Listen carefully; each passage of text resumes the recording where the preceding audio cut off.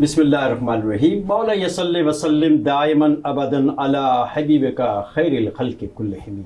ला S दुरूद व सलाम आप सल्लल्लाहु अलैहि वसल्लम पर और करोड़ों रहमतों का नुज़ूल आपकी आल व रसाब पर। अस्सलामु अलैकुम व रहमतुल्लाहि व बरकातुहू।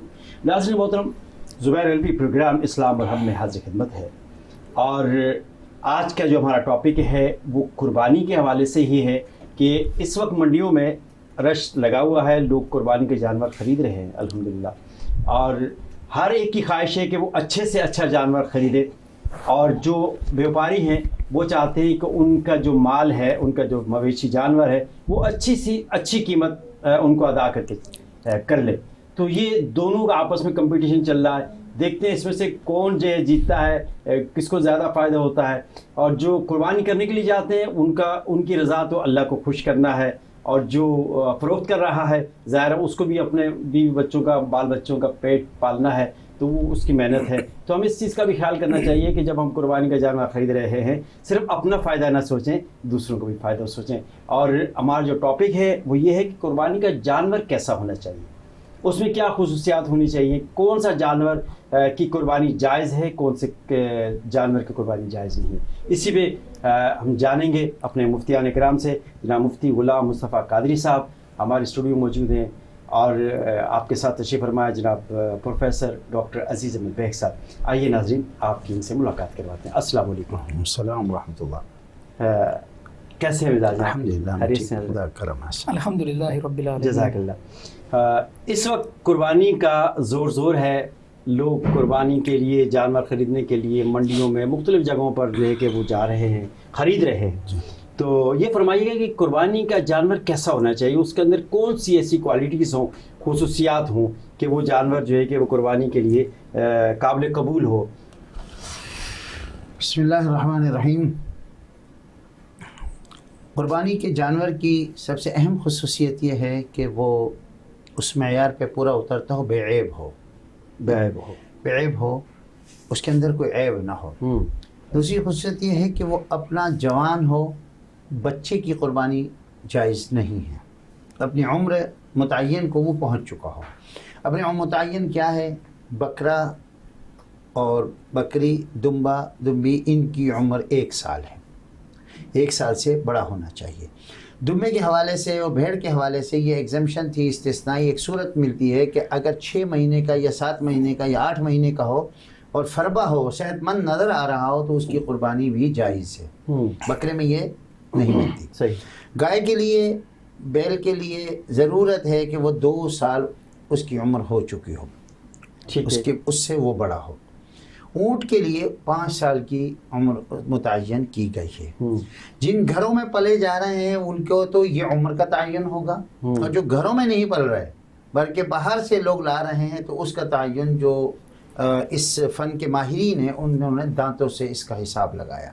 अच्छा। कि ये बुलूगत के लिए ज़रूरी है कि 2 दांत हो चुके हों। तो ऊँट 5 साल में 2 दांत का होता है। गाय भैंस जो है, गाय और बैल जो है वो 2 साल में 2 दांत का हो जाता है, और बकरा 1 साल में 2 दांत का हो जाता है। ठीक है। तो ये इसकी शराइत हैं। फिर इसमें कोई ऐब ना हो, ऐसा ऐब जो उस जानवर को कुर्बानगाह तक पहुंचाने में मुआविन साबित ना हो रहा हो बल्कि उसकी रुकावट बन रहा हो। ठीक है। या उससे कोई ऐसी वो मतलब कीड़े झड़ रहे हों, या उसको बिल्कुल लागिर हो, हड्डियों में गूदा ना हो, या वो एक आँख से काना हो, या उसके जो है वो कोई ऐब उसके अंदर लग चुका हो, कान कटे हुए हों, या वो और जो उसके अंदर ऐब होते हैं वो उसके अंदर मौजूद ना हो, ये उसकी शराइत में। अच्छा, एक छोटा सा मसला, फिर वही आती है बात कि हमारे यहाँ मसालिक में कुछ मसलक हैं। अहले तशय्यो और अहले हदीस के यहाँ खस्सी जानवर की कुर्बानी जायज़ नहीं है। अच्छा। जी हाँ, वो इसको कहते हैं ये ऐब लगा दिया गया, जिसकी नसबंदी की गई। जी, नसबंदी की गई हो या उसके टेस्टिक्स वगैरह निकाल दिए गए हों। ठीक है। अहले तसन्नुन, अहले सुन्नत जिनको कहा जाता है, हर उसमें उनके यहाँ खस्सी जानवर की कुर्बानी जायज़ भी है बल्कि अहसन भी है। अच्छा। वो कहते हैं कि इससे बदबू वगैरह निकल जाती है। ये एक मसला छोटा सा है जिसको वो करते हैं। अहले हदीस हजरात के यहाँ भैंस की कुर्बानी जायज़ नहीं है। जी, भैंस और भैंसी की कुर्बानी जायज़ नहीं है। अहले तसन्नुन के यहाँ उनकी कुर्बानी भी میں قربان کیا جا سکتا ٹھیک ہے حضرت. یہ جس طرح حضرت نے یہ سوال اس کیا کہ بھینس کی قربانی جو کہ جائز نہیں، اس کی کیا وجہ ہو سکتی ہے؟ بسم اللہ الرحمن الرحیم. زبیر بھائی اس حوالے سے قرآن مجید فرقان حمید ہماری رہنمائی کرتا ہے. اللہ تبارک و تعالیٰ نے ارشاد فرمایا بسم اللہ الرحمن الرحیم ثمانیۃ ازواج من الضأن اثنین ومن المعاز اثنین. یہاں یہ اصول یاد رکھ لینا چاہیے کہ ہر حلال جانور کی قربانی ہو جائے گی یہ ضروری نہیں ہے. ہر حلال جانور قربانی کے لیے صلاحیت رکھتا ہے ایسا نہیں ہے. مرغی حلال ہے لیکن اس کی قربانی نہیں ہو سکتی. ہرن حلال ہے لیکن قربانی نہیں ہو سکتی. اگر آپ کہیں گے کہ ایسا کہاں لکھا ہے، قرآن مجید فرقان حمید کہتا ہے ثمانیۃ ازواج، 8 جوڑے اللہ تبارک و تعالیٰ نے مختص فرما دیے. نمبر 1 من الضأن اثنین، بھیڑ کا نر اور مادہ. صحیح. ومن المعاز اثنین، بکری کا نر اور مادہ. صحیح. پھر آگے چل کر ومن الابل اثنین ومن البقر اثنین، اونٹ کا نر اور مادہ. صحیح ہے. اور گائے کا نر اور مادہ. صحیح. آپ نے کہا کہ جی بھینس کی قربانی اہل سنت کے نزدیک جائز ہے جبکہ اہل حدیث اس کو ناجائز کہتے ہیں. وجہ کیا ہے؟ وجہ یہ کہ جو بھینس کو گائے میں شمار کرتے ہیں ان کے نزدیک اسی آیت مبارکہ کے ذریعے سے گائے کے ساتھ ساتھ بھینس کی قربانی بھی جائز، اور جو اس کو بھینس کو گائے کی نظیر نہیں جانتے، گائے سے بالکل الگ کہتے ہیں، بقر کی جس کو کہتے ہیں کہ بقر کی تعریف میں اگر بھینس صادق نہ آئے. دیکھیں اگر ہم دیکھیں نا تو یہ بھینس ہمارے یا یوں سمجھ لیجیے کہ بر صغیر میں زیادہ پائی جاتی ہے. عرب کے کلچر میں اونٹ کا گوشت کھانا یا اونٹ کا دودھ پینا یہ زیادہ تر رائج ہے. یہاں اس کو معیوب سمجھا جاتا ہے، ہمارے یہاں اس کو معیوب سمجھا جاتا ہے. ٹھیک ہے. تو ٹھیک اسی طرح اگر جو ہے وہ گائے کے ساتھ ساتھ بھینس کو کوئی کہہ دے کہ جی بھینس گائے کی طرح ہے تو اس کے نزدیک قربانی جائز ہوتی ہے. دیکھیں حضرت نے ایک اور بات کہی تھی کہ خصی جانور. اب خصی جانور نبی کریم صلی اللہ تعالی علیہ وسلم نے ایک موقع پر ارشاد فرمایا کہ سینگ ٹوٹے جانور کی قربانی نہیں ہو سکتی. ہمارے یہاں دیکھا جائے تو اکثر آپ دیکھیں گے کہ قربانی کے لیے جو جانور لائے جاتے ہیں اس کے سینگ ٹوٹے ہوئے نہیں بلکہ جڑ سے اکھاڑے ہوئے ہیں. اس کے باوجود علماء کرام نے ان جانوروں کی قربانی کو جائز قرار دیا ہے. وجہ کیا ہے؟ وجہ یہ ہے کہ عیب کس کو کہتے ہیں؟ عیب اس شے کو کہتے ہیں جس کے سبب سے اس چیز کی مالیت یا اس کی جو خوبصورتی ہے یا پھر یہ کہ اس کی جو ڈیمانڈ ہے اس میں کمی واقع ہو. لیکن یہاں دیکھا جائے تو ڈیمانڈ زیادہ ہو جاتی ہے. اسی طرح خصی جانور جس کی نسل بندی کر دی گئی ہے اس کا گوشت دیگر کے مقابلے میں زیادہ اچھا ہوتا ہے اور کھانے کے لحاظ سے لذیذ ہوتا ہے. اسی لیے علماء کرام نے خصی جانور کی بھی قربانی کو جائز قرار دیا ہے. بھینس بھی یوں ہی ہے. بھینس کو اگر دیکھا جائے تو اس کا گوشت اور گائے کے گوشت میں زیادہ فرق نظر نہیں آتا ہے. اگر آپ کو گائے کے گوشت کے ساتھ ساتھ بھینس کا گوشت بھی کھلا دیا جائے، اور ہماری شادیوں میں آج کل رائج ہے کہ میں ایک مرتبہ دیکھ رہا تھا کہ جی بڑا شاندار لذیذ طریقے سے بنا ہوا گوشت تھا اور بڑے اچھے طریقے سے ہم نے کھایا اور محسوس بھی نہیں ہوتا تھا کہ یہ گائے کے علاوہ کسی اور چیز کا گوشت ہوگا. بعد میں پتہ چلا کہ کیٹرنگ والے نے خود بتایا کہ جناب یہ گوشت گائے کا نہیں بلکہ بھینس کا گوشت تھا. لہٰذا اسی لیے ہمارے علماء کرام نے یہاں پر واضح کیا ہے کہ بھینس کی قربانی بھی گائے کے من البقر اثنین کے تحت جائز ہے، یعنی کہ اس کی مشابہت آپ گائے سے بھی کر سکتے ہیں. لیکن زبیر صاحب بات یہ ہے کہ اسپیشیز الگ ہو جاتی ہیں. دیکھیں بھیڑ اور دمبا یہ ایک اسپیشیز میں آ جاتی ہے. پرٹیکولر بھیڑ الگ ہے، دمبا الگ ہے، لیکن چونکہ اس میں اسپیشیز ایک ہے. اسی طرح آپ کے یہاں بل جو گلگت بلتستان وغیرہ میں ذبح کیے جاتے ہیں اور گائے اس کی اسپیشیز ایک ہے، نسل الگ ہے. تو اسی طرح یہ بکریوں میں کئی نسلیں، ٹیڈی بکری ہے تو وہ فلاں ہے یہ اس طرح ہے. لیکن بھینس کی اسپیشیز الگ، اس کے دودھ کی تاثیر الگ، اس کے چلنے کا انداز الگ، اس کے ذہنیت الگ. میں نے آپ کو اوورال ایک مطلب لوگوں کا رائے بتائی ہے کہ ان کی یہ رائے ہے. عوام پر ہم چھوڑتے ہیں کہ وہ اس کو مطلب کس کی رائے کو تسلیم کرتے ہیں. ہر ایک مجتہد ہے، ہر ایک نے اجتہاد سے لیا ہے اور اجتہاد سے ہی دلائل سے لیا ہے. اور ہر ایک کے پاس ایک جمع غفیر ہے جو ان کی باتوں کو سن رہا ہے. ہمارا یہاں موضوع یہ نہیں ہے کہ وہ اختلاف کو بڑھانا، بلکہ ہم نے اپنے لوگوں کی آراء کو مختلف انداز سے یہاں رکھنا ہے اور اس سے پھر لوگوں نے اس میں سے اپنا منتخب کر کے اپنی رہنمائی سے فائدہ اٹھانا ہے. جی ٹھیک ہے. نعوذ باللہ ایسا تو نہیں ہو جائے گا جس طرح کہ موسیٰ علیہ السلام کی قوم نے کیا تھا کہ اس کا رنگ کیسا ہو، وہ ہو کیسی، اس پہ نہیں ہے وہ بھی ایک الگ ٹھوٹ ہو. نہیں، گو نہ گو یہاں یہ چیزیں تو دیکھی جائیں گی. اگر موسیٰ علیہ السلام کی قوم نے آپ سے سوال پوچھا تھا کہ وہ گائیں کیسی ہونی چاہیے، تو آپ بھی تو یہاں سوال کر ہی رہے ہیں کہ وہ کون سے جانور ہیں جن کی قربانی ان 3 دنوں میں ہوگی اور کس کی قربانی نہیں ہو سکتی. اور ہم آپ کو بیان بھی کر رہے ہیں کہ جناب ایسا جانور ہونا چاہیے، ان کی عمر یہ ہونی چاہیے اور وہ ان عیوب سے پاک بھی ہونا چاہیے، تبھی جا کر اس کی قربانی بھی ہوگی. وگرنہ آپ جتنی چاہیں مرغیاں ذبح نیت کریں. نہیں تھی نا کرنے کی. جی ان کی تو بنی اسرائیل کی تو نیت نہیں تھی نا قربانی کرنے، جو اشخاص آئے تھے لیکن مسلمانوں کی اور امت محمدیہ کی نیت تو ہے نا، سب کرنا بھی چاہتے ہیں. تو اب جس طرح کے قربانی کو سب کرنا چاہتے ہیں، اب جو بیپاری ہے وہ کیا کر رہا ہے کہ جس طرح حضرت نے فرمایا ہے کہ 2 سال اس کے 2 دانت اس کے ہونا ضروری ہے اور 2 سال کی میعاد تقریباً. تو اب 2 دانت کا بھی وہ ہوا نہیں ہے، ابھی اس کے دانت نکلے ہیں.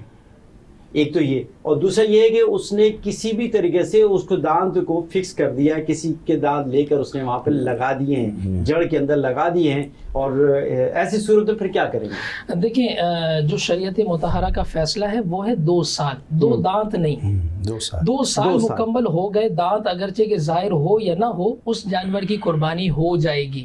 جسی طرح عام شخص کو تو نہیں پتا، وہ تو جب جائے گا تو اس کو تو دانت سے ہی پہچانے گا. میں اسی پر تفصیل کر رہا ہوں کہ عمومی طور پر چونکہ ہمیں نہیں معلوم ہوتا کیونکہ وہ جانور ہمارے سامنے پلا نہیں ہے، تو ہم دانت سے پہچانتے ہیں کہ یہ 2 سال کو گزر چکا ہے یا نہیں گزرا ہے. آپ نے کہا نا کہ خیانت اگر کی جائے اور 2 دانت نکلی لگا دیے جائیں یا مانج کر جو ہے وہ کوئی ایسی تدبیر کی جائے جس سے دیکھنے والا سمجھے کہ اس جانور کو 2 سال گزر چکے ہیں، عمومی طور پر ایسا اب نہیں ہوتا. پہلے ہوتا تھا، پہلے ہم دیکھتے تھے کہ جی منڈی کے اندر روشنی کا انتظام نہیں ہے، وہ طرح طرح کے فراڈ میں لوگوں کو مبتلا کر دیتے تھے اور بآسانی کر دیتے تھے.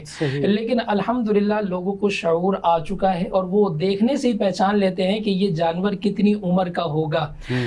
تو یہاں یوں سمجھ لیجئے کہ اگر کسی نے خیانت کی اور جس نے خریدا ہے جانور اس کو معلوم بھی نہ ہوا اور اس نے قربانی بھی کر دی تو اس کی قربانی ادا ہو جائے گی. لیکن اگر اس کو قربانی کرنے سے پہلے معلوم ہو جائے تو ایسا جانور وہ واپس کر کے اپنا مطلوبہ جانور خرید کر اس کو اللہ کی راہ میں قربان کرے، اور یہی شریعت مطہرہ کا فیصلہ بھی ہے. یہی کرنا چاہیے اس کو. حضرت اگر سپوز کہ اگر کوئی گائے لیتا ہے یا بکری لیتا ہے تو اگر وہ پیٹ سے ہو، حاملہ ہو اور اس وقت پتہ نہ چل سکے اور جب قربانی کر دی گئی تو اس وقت اگر یہ چیز ظاہر ہوتی ہے تو کیا کریں گے؟ اس کا شریعت کا ایک حکم موجود ہے واضح انداز میں کہ اگر اس کے اندر سے بچہ زندہ نکلتا ہے تو اس کو بھی چھری پھیر کر اس کو بھی ذبح کر دیا جائے گا اور اس کو کھانا جائز ہوگا. اچھا، اگر وہ زندہ ہے. اگر وہ مطلب نکلنے کے بعد اس کی وہ سانس نہیں ہے تو اس کو پھر اس کی اوجڑی کے ساتھ اس کو باہر کر دیا جائے گا اور اس کو نہیں کھایا جائے گا. ایسے جانوروں کی قربانی کے حوالے سے جائز ہے یا ناجائز؟ جائز تو ہے، ناپسند کیا گیا. اگر 1-2 مہینے کی اگر حمل ہے جانور کے اندر تو وہ تو جائز ہے اس کا ذبح کرنا.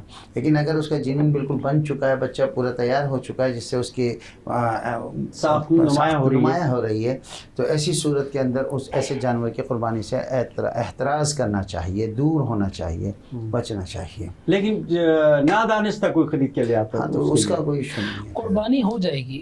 اور جیسے حضرت نے فرمایا مسئلہ وہی ہے اور اس سے اتفاق ہے میرا کہ اگر جانور کے بچے میں سانس موجود ہے تو اسے بھی قربان کر دیا جائے گا اور اسے کھانا بھی حلال ہے، قربانی بھی ادا ہو جائے گی. اگر وہ مردہ ہے تو اسے پھینک دیا جائے گا، اس کو کھانا حلال نہیں ہے. البتہ جو آپ نے قربانی کی ہے اس قربانی کا گوشت حلال ہے، اس کو کھایا بھی جا سکتا ہے اور قربانی بھی جو وجوب ہے وہ ادا ہو جائے گا. ٹھیک ہے. اچھا، دوسرا یہ ایک سوال، جس طرح کہ پروگرام کے شروع میں ہم نے ایک بات کہی تھی کہ قربانی کا جانور کیسا ہونا چاہیے، کہ یہ بھی یہ کہ سننے میں آتا ہے کہ جب پل صراط پہ لوگ جائیں گے تو جو جیسا وہ جانور ذبح کرے گا اس پہ وہ سوار ہو کے جائے گا. یہ ایک مت ہے یا ایک فرسودہ بات ہے پلسرات پہ. یہ اس قسم کا دیکھیں قرآن میں کچھ ایک واقعہ آتا ہے کہ کچھ صحابہ میں خیمے سے مذاق اڑانے کی آواز آئی. حضور علیہ السلام بہت زیادہ ناراض ہوئے. وہ صحابہ معذرت کے لیے آئے تو قرآن نے لفظ استعمال کیا لا تعتذروا قد کفرتم بعد ایمانکم. تم نے ایمان کے بعد کفر کیا, اب عذر پیش نہ کرو. ہمارے یہاں عموماً یہ لطیفے بن رہے ہوتے ہیں, ابے تمہاری وہ ران پڑی ہوئی ہے, وہ 3 ٹانگوں سے جانور تمہارا پل صراط پہ کھڑا ہوا ہے. یہ مذاق شریعت کا مذاق ہے, شعائر کا مذاق ہے. یہ سورہ حج کی آیت ہے وَمَن يُعَظِّمْ شَعَائِرَ اللَّهِ فَإِنَّهَا مِن تَقْوَى الْقُلُوبِ. شاعر اللہ کی تعظیم کریں کیونکہ یہ قلوب کے تقوی میں سے. جیسے میں نے پہلے بات کہی تھی کہ پچھلے پروگرام میں ہماری بات ہوئی تھی کہ روح کی جو ہے اصل ہماری عبادت ہے. تو شاعر اللہ یہ جو کانسیپٹ ہے یہ فرسودہ کانسیپٹ ہے. اس کا اس سے کیا تعلق کہ ہم جانور پہ بیٹھ کر جائیں گے, جتنا جانور کبھی ہوگا جتنا نہیں, ایسا نہیں ہے. اس میں کیا, اس کا کوئی تعلق نہیں ہے. اور اصل بات یہی ہے کہ عند اللہ, قرآن نے سورہ حج میں آیت موجود ہے لن ینال اللہ لحومها ولا دماؤها ولکن ینالہ التقوی منکم, کہ نہ تو تمہارا خون ادھر پہنچتا ہے اور نہ ہی تمہارا گوشت پہنچتا ہے, صرف تمہاری جو تقوی ہے نا وہ اللہ تک پہنچتا ہے. تو بہرحال یہ چیز اصل مین چیز یہی ہے کہ ہم اللہ کے سامنے ایک یہ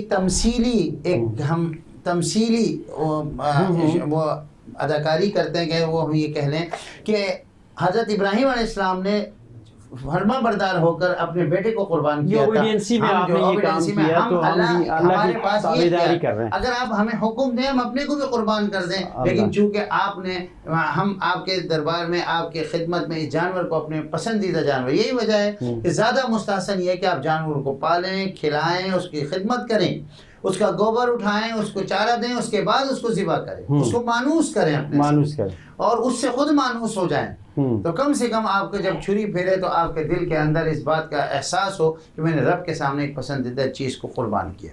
تو اس قسم کے جو شاعر اللہ کا مذاق اڑانے والے لطیفے ہیں ان سے احتراز کرنا چاہیے, ان سے بچنا چاہیے. جی دیکھیں زبیر بھائی, اس حوالے سے اگر کسی نے یہ بات کہی بھی ہے تو دیکھا جائے گا کہ بیک گراؤنڈ کیا ہے. اگر یہ بات کہی گئی ہے تو کس ریفرنس سے کی گئی ہے. آپ دیکھیں انیس الواعظین ایک کتاب ہے, ٹھیک ہے, اس میں نبی کریم صلی اللہ تعالیٰ علیہ وسلم کا اس طرح فرمان موجود ہے. میں الفاظ آپ کے سامنے ذکر کیے دیتا ہوں کہ اے مسلمانوں, قربانی کے جانوروں کو کھلا پلا کر خوب موٹا کیا کرو, کیونکہ یہی جانور قیامت کے دن پل صراط پر سواری کا کام دیں گے. ٹھیک ہے, یہ بات ہوئی انیس الواعظین سے. اب جن حضرات کے نزدیک یہ روایت معتبر ہے انہوں نے بیان کر دیا, اور جن حضرات کے نزدیک ان روایات پر کلام ہے تو ان سے بھی پوچھا جائے گا کہ کیا آیا یہ موضوع ہے. اگر موضوع ہے تو پھر تو فوری طور پر اس کا بیان کرنا چھوڑ دینا چاہیے. لیکن اگر موضوع نہیں ہے, صحیح لذاتی ہی نہیں ہے, صحیح لغیری نہیں ہے, کم سے کم ضعیف ہے, تو ضعیف احادیث کا, ان روایات کا, میں حضور ان روایات کو اگر آپ کہیں نا کہ جی یہ صحیح ہے تو صحیح لذاتی یا صحیح لغیری یا احسن لذاتی لغیری کے مقام تک تو نہیں پہنچتی, لیکن چلے ضعیف ہی طور پر, ضعیف احادیث اعمال میں معتبر ہے, اعمال کی ترغیب میں معتبر ہے. اگر کسی کو آپ ترغیب دلانے کے لیے اس طرح کی روایات پیش کرتے ہیں تو اس میں کوئی مذائقہ نہیں ہے. لیکن میں پھر بھی یہی کہوں گا کہ جو چیز متفق علیہ ہے, دلائل کے اعتبار سے قوی ہے, انہی کو بیان کرنا چاہیے. اور نبی کریم صلی اللہ تعالیٰ علیہ وسلم کی قربانی کے حوالے سے جو احادیث موجود ہے اسے ہی باکثرت ذکر کرنا چاہیے. رسول اللہ صلی اللہ تعالیٰ علیہ وسلم نے ارشاد فرمایا نا کہ قربانی کے ہر بال کے بدلے میں اللہ تبارک و تعالیٰ, اس جانور کے ہر بال کے بدلے میں اللہ تبارک و تعالیٰ قربانی کرنے والے کو نیکیاں عطا فرماتا ہے. نبی کریم صلی اللہ تعالیٰ علیہ وسلم نے ارشاد فرمایا نا کہ اے فاطمہ, اپنی قربانی کے وقت موجود رہو, کیونکہ یہاں خون گرتا ہے وہاں اللہ تبارک و تعالیٰ گناہوں کو معاف فرما دیتا ہے. یہ وہ احادیث ہے جس میں کسی کا اختلاف نہیں ہے, بخاری و مسلم کی احادیث ہے, اور اسی کو بکثرت ذکر کرنا چاہیے. سبحان اللہ, جزاک اللہ, بہت بہت شکریہ آپ دونوں احباب کا, پروفیسر صاحب آپ کا بھی, اور جناب مفتی صاحب آپ کی بہت شکریہ. جزاک اللہ خیرا کثیرا. ناظرین اس پروگرام میں ہم نے بات کی کہ قربانی کا جو جانور ہے جب وہ خریدا جائے تو اس کے اندر کون سی کوالٹیز ہونی چاہیے، کون سی خصوصیات ہونی چاہیے، یہ آپ نے نوٹ فرما لیا. اور آپ بھی جب جانور کی پرچیزنگ کے لیے، اس کی خریداری کے لیے مارکیٹ جائیں، منڈی جائیں تو ان چیزوں کا لازمی طور پر خیال رکھ لیجیے گا. اپنے میزبان زبیر الوی کو اجازت دیجیے. فی امان.